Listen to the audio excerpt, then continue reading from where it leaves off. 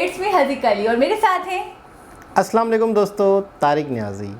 उम्मीद करता हूँ ठीक होंगे, खुश होंगे। दोस्तों आज की वीडियो बहुत ही इंटरेस्टिंग है और इंडियाज़ लेटेस्ट फीट के बारे में है। आज हम बात करेंगे इंडियाज़ के लेटेस्ट फीट के बारे में। Arc of world highest rail bridge जो कंप्लीट हो चुका है जम्मू एंड कश्मीर में। पहले ये बहुत दिनों तक इन प्रोसेस था, लेकिन अब फाइनली ये कंप्लीट हो चुका है। ये एक बहुत बड़ी अचीवमेंट है इंडिया की, एक बहुत बड़ा डेवलपमेंट है इंडिया का। आप क्या कहना चाहेंगे? तो वीडियो में देखते हैं कि कितना बड़ा ये प्रोजेक्ट है, फिर उस पर बात करते हैं। चले हम बढ़ते हैं अपनी वीडियो की तरफ, स्टार्ट करते हैं वीडियो को। तो आइए दोस्तों वीडियो देखते हैं कि कितनी बड़ी अचीवमेंट है ये इंडिया के लिए।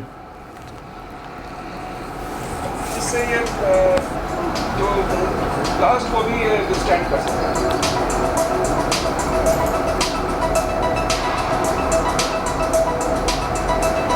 अप्रैल 5 को स्टार्ट हुआ था।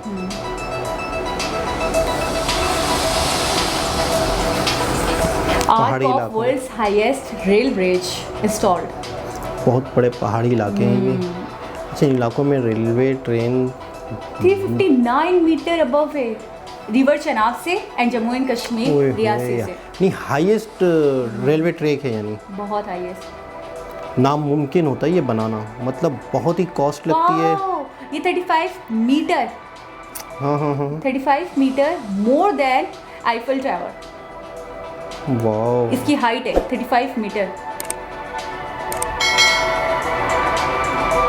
1.3 kilometre bridge will boost connectivity to Kashmir valley. जबरदस्त। कश्मीर वैली को भी बूस्ट अप करेगा। The cost of the project is estimated to be रेस 1486 करोड़।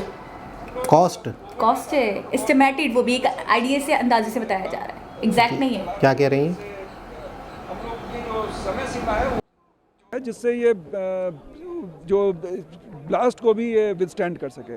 देखिए लगभग 12 घंटे अभी लगते हैं आपको रोड मार्ग से जाने में, और हमें आशा है कि हम 6 घंटे में ट्रेन पहुंचा पाएंगे। वक्त ही पैसा है इस दौर में, वक्त बचाना। इतने करोड़ों रुपए लगा रहे सिर्फ 6 घंटे बचाने के लिए।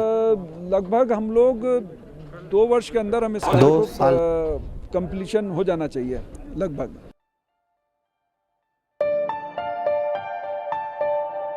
वाह, ज़बरदस्त, बहुत ही ज़बरदस्त। दोस्तों एक बहुत बड़ा प्रोजेक्ट। अच्छा, पहाड़ी इलाकों में आपको अंदाज़ा है या नहीं है पता नहीं, कि जहाँ पर पहाड़ हैं तो वहाँ पर छोटे मोटे कुछ भी करके रोड तो बना ले जाते हैं ताकि बस जा रही है और ट्रक जा रहे हैं, लेकिन रेलवे ट्रैक बिछाना लोग सोचते भी नहीं।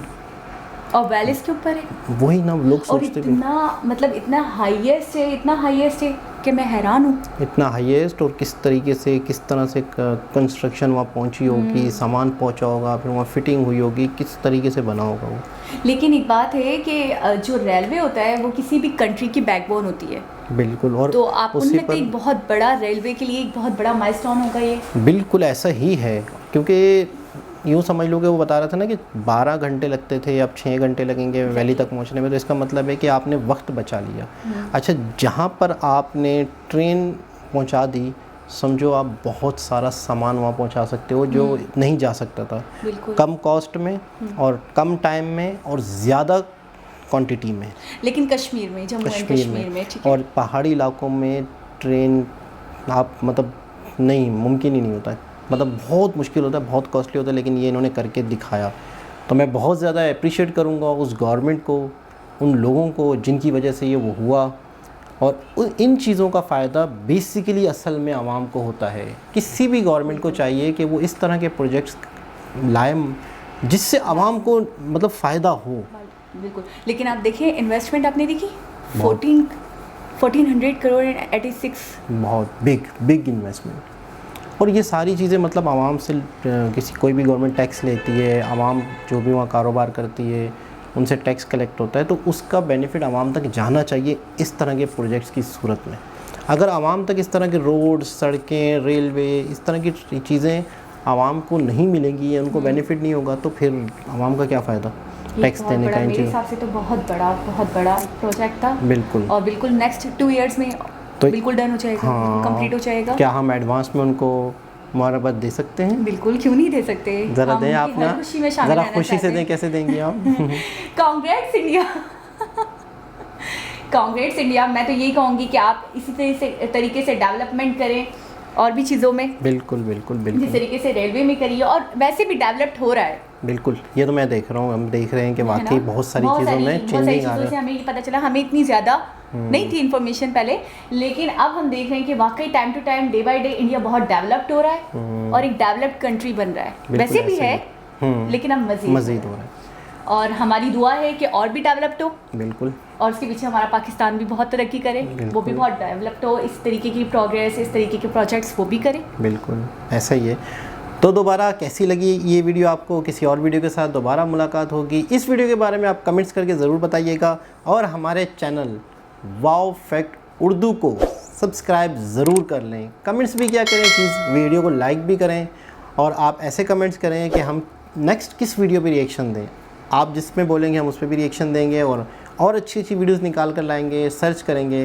दोबारा किसी और वीडियो के साथ आप लोगों से मुलाकात होगी। जब तक के लिए अल्लाह अल्लाह हाफ़िज़।